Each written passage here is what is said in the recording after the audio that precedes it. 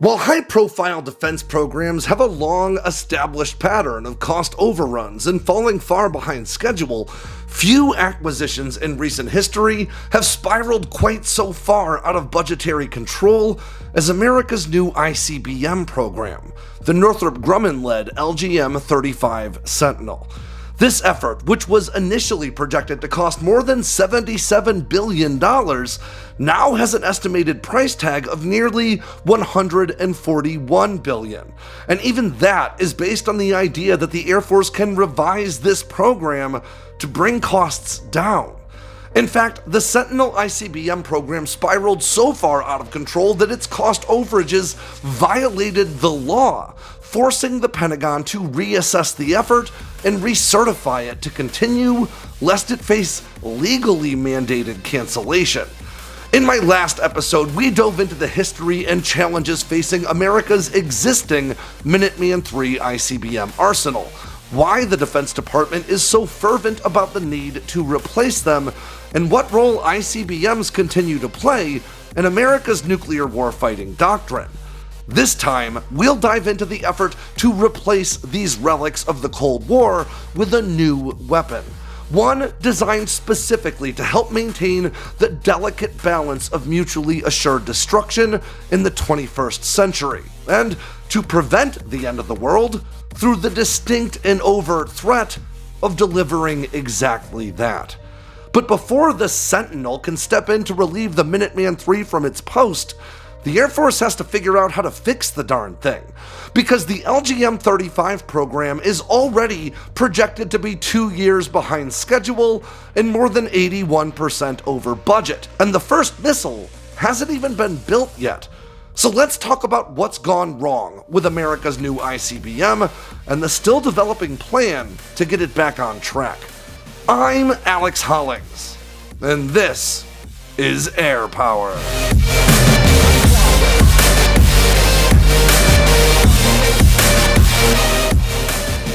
Ground news makes it easier than ever to stay on top of what's going on in the world, while also peering right through the veil of media bias that's so common in today's news coverage. And they do that by collecting news articles published by outlets all over the globe and placing them in a single, easy-to-read feed. Here's a great example and a story that's worth discussing. The head of Ukraine's Air Force, Serhiy Hulupsov, recently said that Ukraine will be storing some of their F-16s in NATO nations, not operationally, but effectively to leave them there as spares to replace aircraft that they lose, either in combat operations or in attacks on the runway. Right here on Ground News, we can see that 44 news outlets have already covered this story, including 7 left-leaning ones, 9 right-leaning ones, and at least 16 centrist outlets. And just to the left of that, we can not only get the summary of this story from Ground News, but we can also check out some different headlines based on political affiliations, with left-leaning outlets like this one running headlines that say, Ukraine may store some F-16 warplanes in other countries to protect them from Russian attacks, versus the Russian state media-affiliated TASS news agency, which ran the headline, some of F-16s transferred to Kyiv to be deployed outside Ukraine. And you can see how both of these headlines are technically factually accurate, but the word choices are clearly meant to convey different images. In fact, you can even use the location feature to see which nations are covering a story and which ones are giving it the silent treatment. Because after all, bias isn't just about how you cover a story, but it's also about how you choose which stories you cover. Ground News is an indispensable tool for my research and a big part of my news consumption in general, and it can be for you too. In fact, I can get you a great deal. Just go to ground.news/sandboxx with 2 X's or follow the link in the description below to get 40% off the same Vantage plan that I use every day. Again, that's ground.news/sandboxx to get 40% off their Vantage plan to help you stay on top of things. America's Minuteman III nuclear intercontinental ballistic missiles have stood watch over the United States for more than a half-century now, serving as the looming, visible representation of America's deterrent nuclear might. Each of these 60-foot-tall, 80,000-pound weapons carries enough thermonuclear firepower on board to lay waste to most structures within 40 square miles, carried aloft via a 3-stage rocket capable of delivering its payload to targets more than 8,000 miles away at speeds in excess of Mach 23. When given the command to launch, these thermonuclear titans can fly from Montana to Moscow in just about 30 minutes. But while this might sound like cutting-edge stuff, the truth is these nuclear behemoths were designed and built in an era before personal computers, before cassette tape Walkmans, or even microwaves were common in American households. America's Minuteman III arsenal was meant to be retired starting in 1980, but instead, they've seen consistent and repeated updates and upgrades meant to keep these weapons not just operational, but relevant, some 40-plus years beyond their intended expiration dates. These missiles are so old, in fact, that even some of the systems that were already replaced in these aging weapons are seeing those replacement systems age out of service all over again. And within just the next few years, the rocket motors that power these missiles themselves are set to begin expiring. To put it simply, the US has to replace these aging weapons before they can no longer fill their intended role within the nation's nuclear triad. And it was with that understanding that the US began planning to field a replacement, known as the Ground-Based Strategic Deterrent, in 2014.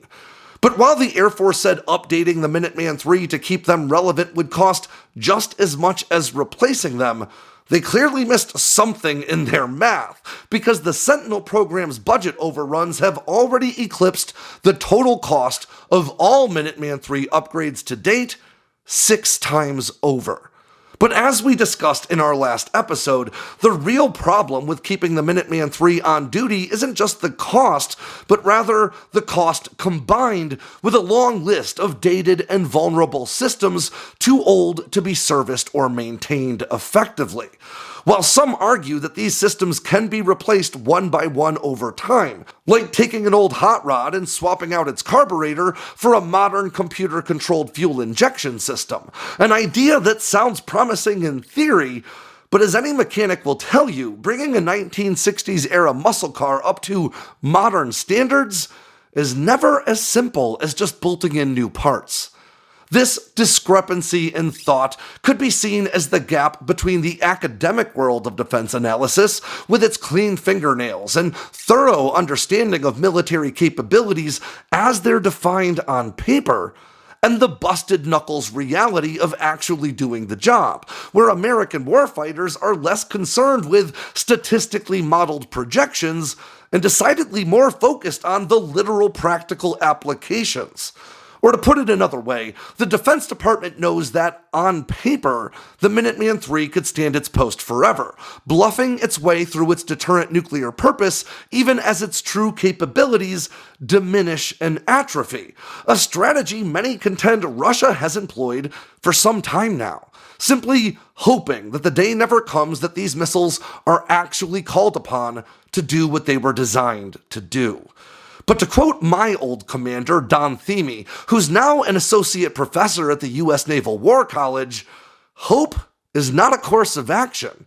It's the responsibility of America's defense apparatus to face the looming challenges of the future head on. So while many of us may be content to simply write off the first exchange of nuclear weapons as the onset of Armageddon, it's the unenviable responsibility of America's military command elements to plan for, and maybe even execute, a plan to fight and win in those seemingly unfathomable circumstances.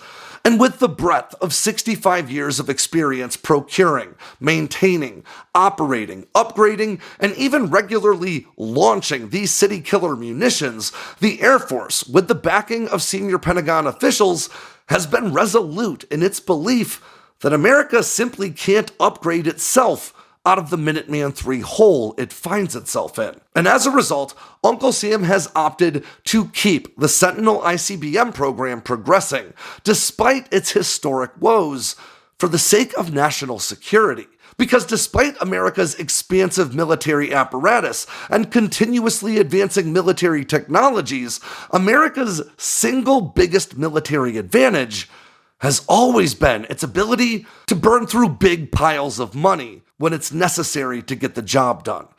So let's talk about where Sentinel started and where it went wrong. Originally, Northrop Grumman and Boeing were competing for the opportunity to design and field this new missile, with both firms planning to use solid rocket motors produced by Orbital ATK. And I want to thank commenter Bill the Galactic Hero for catching a serious gaffe in my last video on this topic, where I said that Northrop Grumman and Boeing were planning to use rockets produced by Aerojet Rocketdyne, who do produce rocket motors, but not the kinds leveraged by ICBMs. The company I meant to say was Orbital ATK, and while I'm not sure how I mixed them up in my head, I am grateful for having such a well-informed audience that can call me out and keep me honest. Now, Northrop Grumman purchased Orbital ATK in 2019, giving them the ability to procure their rocket motors at cost, while Boeing would still have to buy them at a market rate set by Orbital ATK's new owner, Northrop Grumman.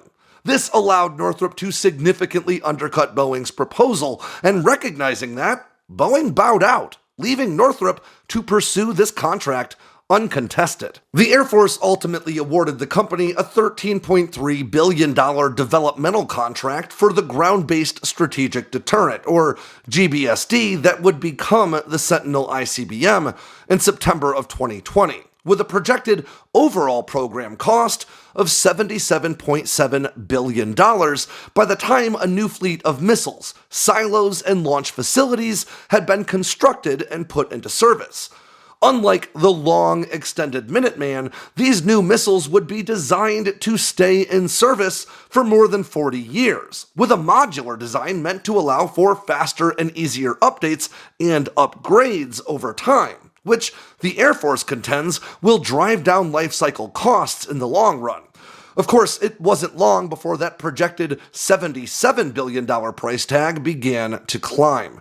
By February of 2021, the projected cost had already risen to $100 billion, a figure that held until 2023, when the Pentagon acknowledged that the program's cost had risen so substantially that even a reasonably modified version of the ongoing missile program, meant to reduce overall costs, would still likely ring in at roughly $140.1 billion, already representing an 81% cost overrun over the effort's initial projections.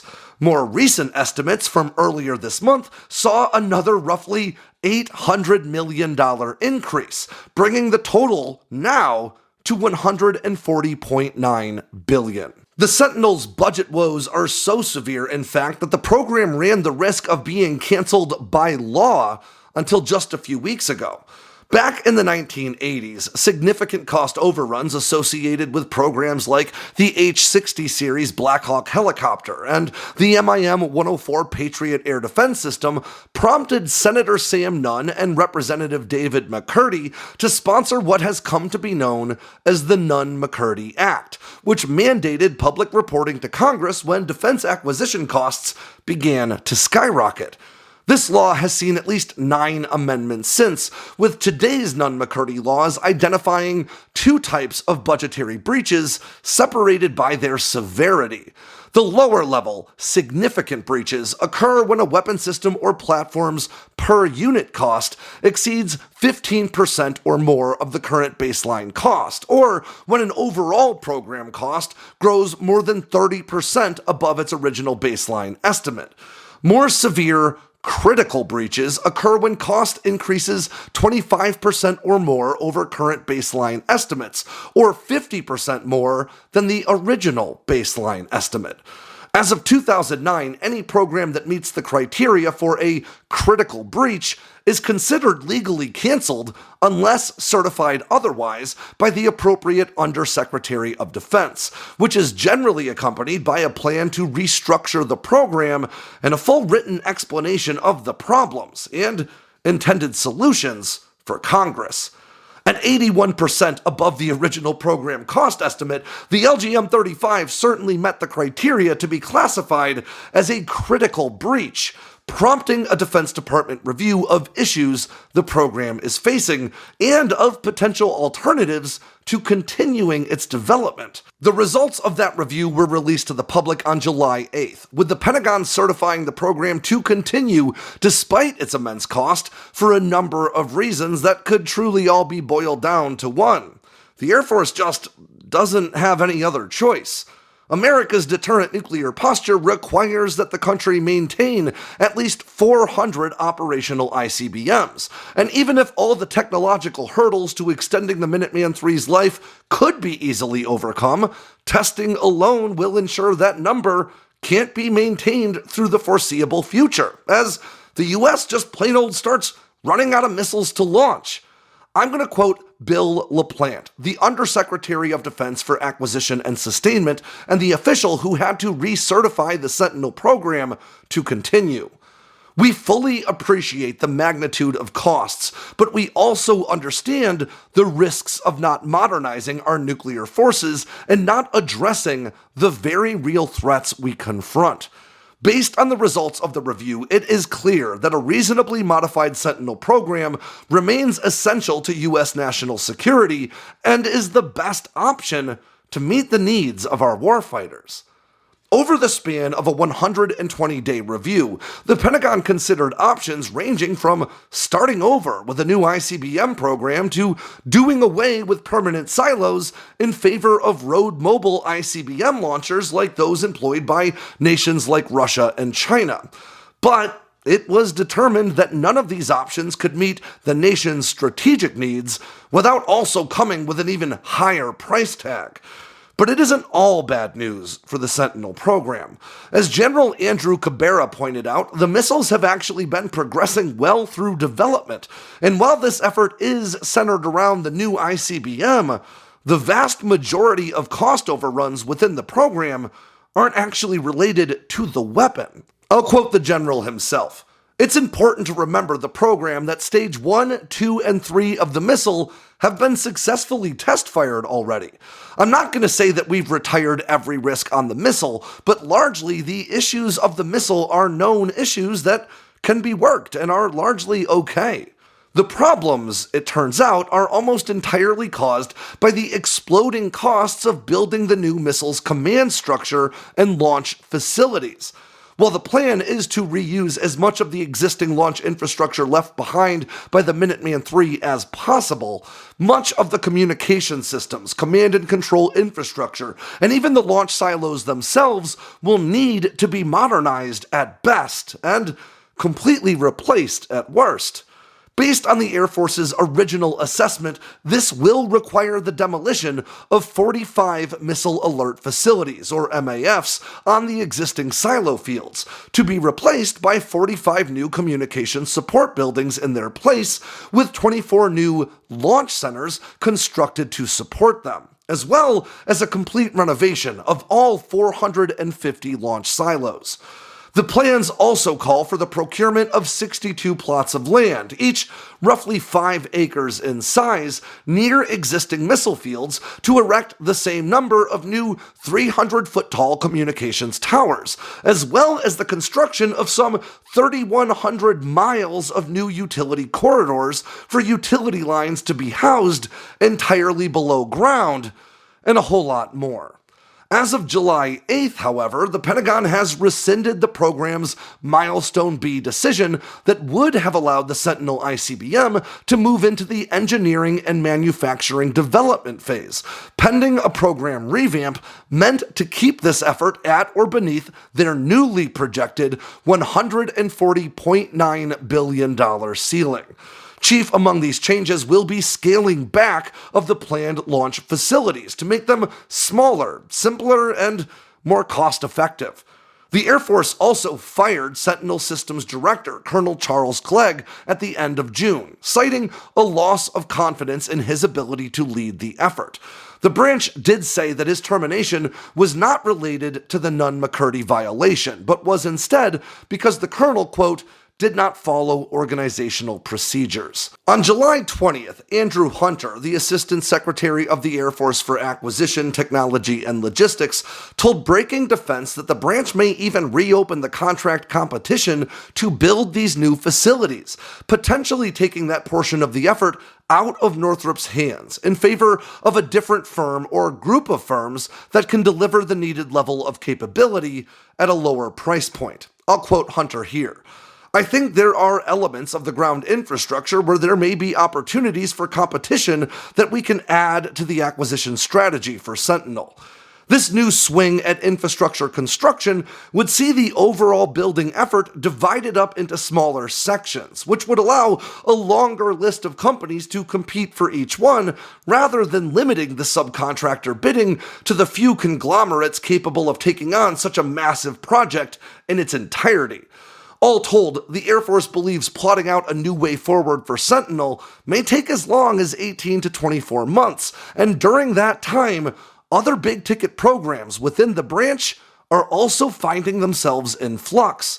The Air Force's new air superiority fighter, being developed under the name Next Generation Air Dominance, is still expected to see a contract award this year, but senior Air Force officials have voiced uncertainty about its future, while being clear that it will have to see cost reductions. In fact, recently Air Force Secretary Frank Kendall even said that he would leave the door open a crack for the possibility of NGAD itself being uncrewed to bring costs down. And while I've been saying that the NGAD's woes are caused pretty directly by the Sentinel's cost overages for a long time now, the Air Force only recently publicly acknowledged that reality. Ultimately, the LGM-35 Sentinel is still expected to enter service sometime in the 2030s, though it may now be late in the decade before these new missiles finally do come online.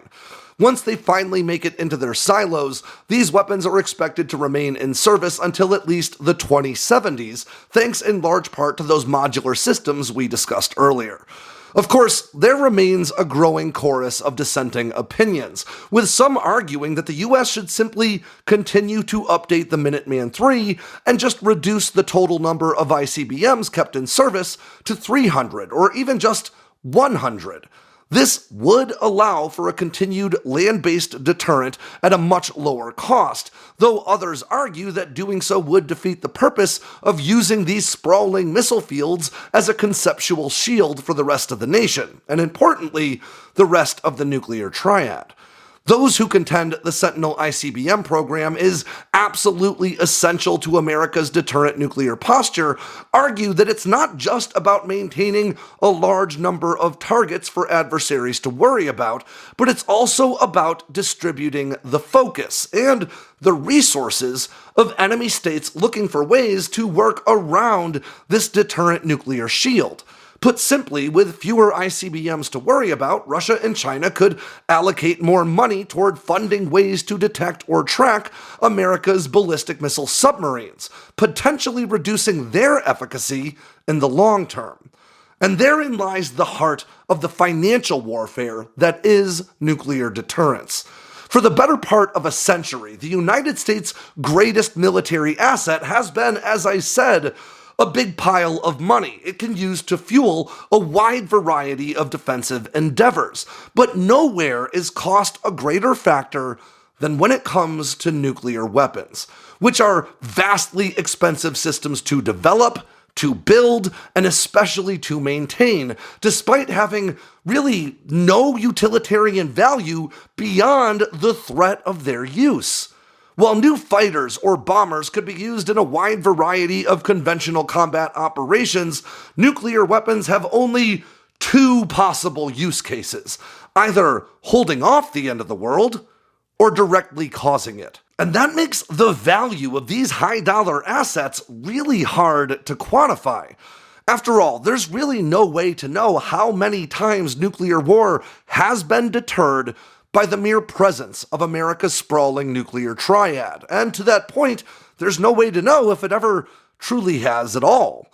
But deterrence only has to fail once to change the face of our nation, of our civilization, even of our planet, forever. And while $140 billion is a high price to pay for a few hundred missiles that, with all intentions, we will never use, some would argue that the cost of nuclear deterrence is worth it, no matter how big the price tag. So let me know, how do you feel? Which side of this fence do you fall on? Do you think the Sentinel program is worth it, no matter the cost? Or do you think that's funding that could be better allocated elsewhere? Because the truth is, the nature of deterrence means we may never know what the right answer was. We just have to hope we're on the right track. And with that ends yet another edition of Air Power from Sandboxx News. I'm Alex Hollings. Make sure to swing by sandboxnews.com today and every day for all the latest in news, entertainment, and motivation from all around the force. If you got anything out of today's video, make sure to click like and subscribe down below and leave me a comment so I know what I should cover next. And of course, don't forget to tap on that bell icon so you never miss a drop from Sandboxx News.